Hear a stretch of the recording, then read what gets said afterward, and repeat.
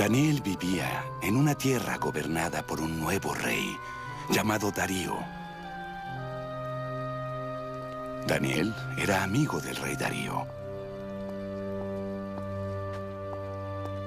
Pero había otros hombres celosos de la amistad de Daniel con el rey. Y se les ocurrió un plan para deshacerse de Daniel.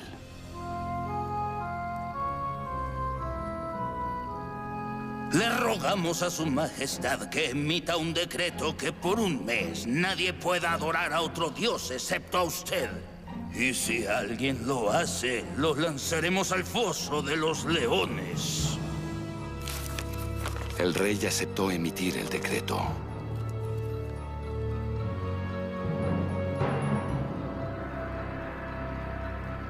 Pero un hombre lo desobedeció. Era Daniel.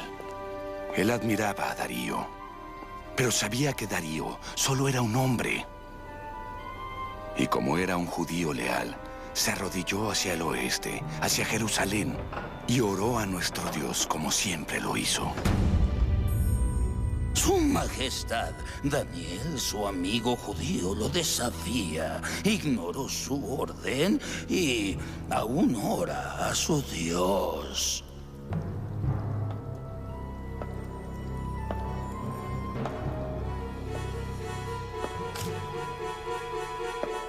Arresten a Daniel.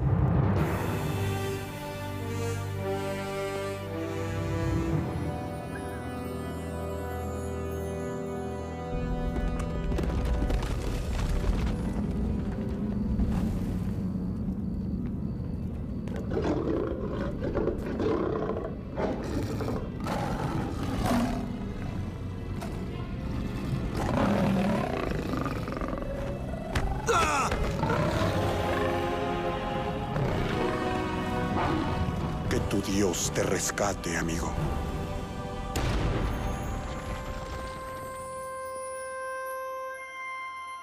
Darío no pudo dormir esa noche, preocupado por su amigo.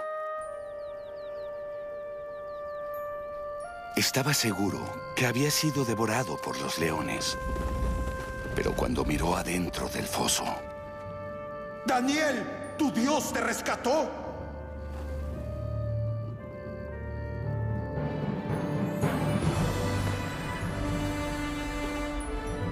¡Viva su majestad!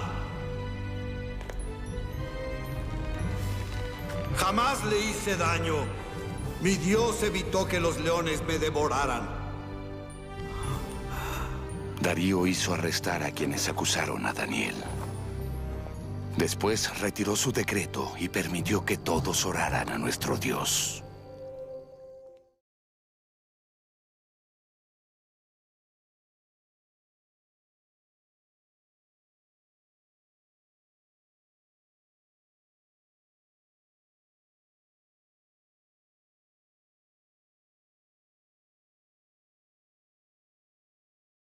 Clase, quisiera preguntarles a ustedes principalmente, pues, ¿qué entienden o qué valor le dan a ustedes a la oración? ¿Qué piensan ustedes acerca de la oración? ¿Cuál creen que es el propósito de esta?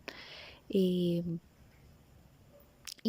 pues principalmente pues la importancia, el tiempo que le dedicamos, lo hacemos diariamente, si tenemos un horario establecido, ¿verdad? Si no lo hacemos, pues cuáles son aquellos factores que nos impiden hacerlo.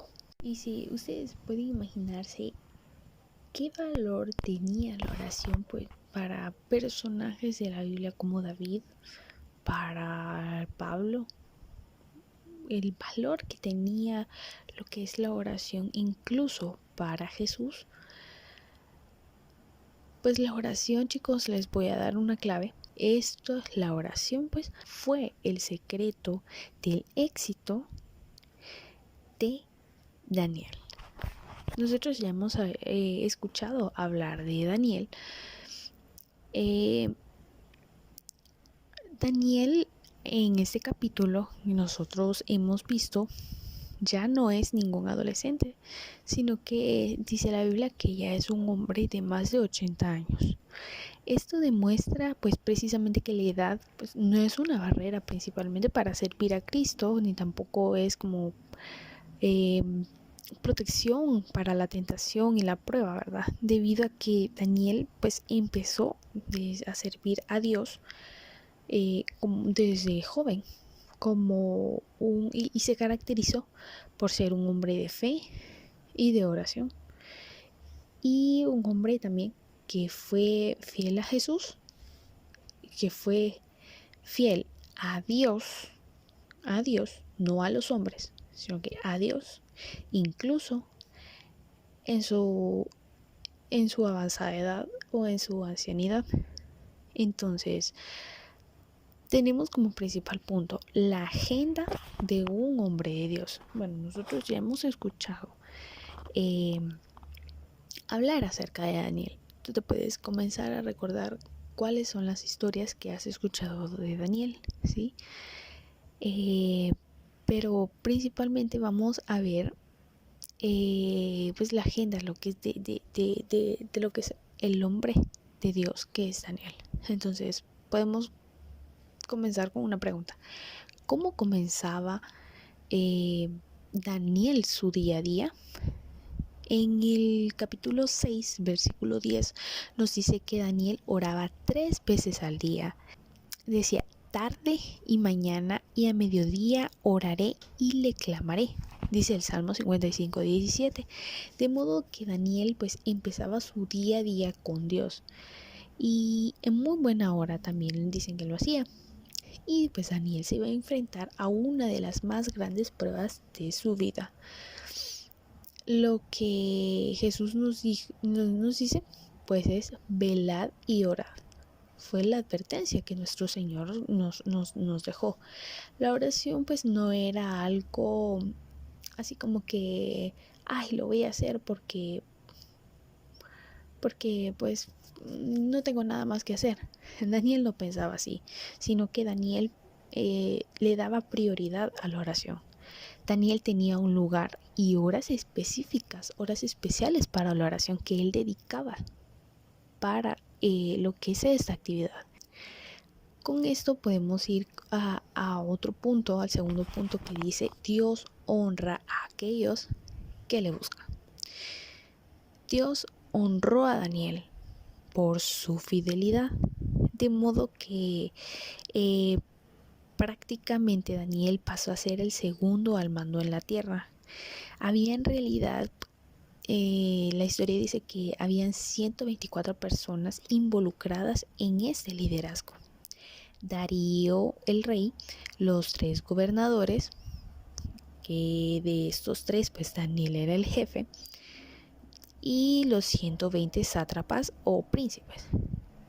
Darío el rey estaba tan impresionado con Daniel que planeaba hacerlo oficialmente el segundo al mando. Los ascensos o lo que Daniel iba ascendiendo en Babilonia pues muestra que un creyente en Dios no tiene que contemporizar al mundo para tener éxito. O sea, nosotros no tenemos, un creyente en Dios no tiene que confiar en el mundo, ¿sí? Los otros 122 líderes no estaban contentos con su éxito. Sin duda, Daniel era honrado y atendía con cuidado los negocios del Estado. Los líderes le adoraban al rey y pues cubrían todas las cosas que ellos hacían. Es por esto que Darío reorganizó su gobierno de modo que el reino fuese perjudicado. Pero la historia demuestra que Darío se dejaba influenciar con bastante facilidad, porque lastimosamente, chicos, la vanagloria que nosotros podemos llegar a obtener o que las personas puedan llegar a endulzarnos el oído o cosas que nosotros nos creamos más que los superiores que los demás, pues echa a perder el propósito que Dios tiene en nuestras vidas. Con eso llegamos al tercer punto, que es: el enemigo aborrece a los que buscan a Dios. Pues Daniel fue uno de los primeros en oír el nuevo decreto y tenía que decir lo que iba a hacer. Podía haber presentado excusas y haber dicho todo el mundo lo hará. Además, pues Daniel era un anciano que había servido a Dios fielmente toda su vida. Un poquito de compromiso con el mundo al final de su vida no haría demasiado daño. Pudo ya haber llegado a pensar: sería más útil al Señor vivo que muerto, ¿verdad? Daniel no pensó así. Daniel se negó a contemporizar con el mundo. Daniel se negó a servir al mundo. Daniel prefirió que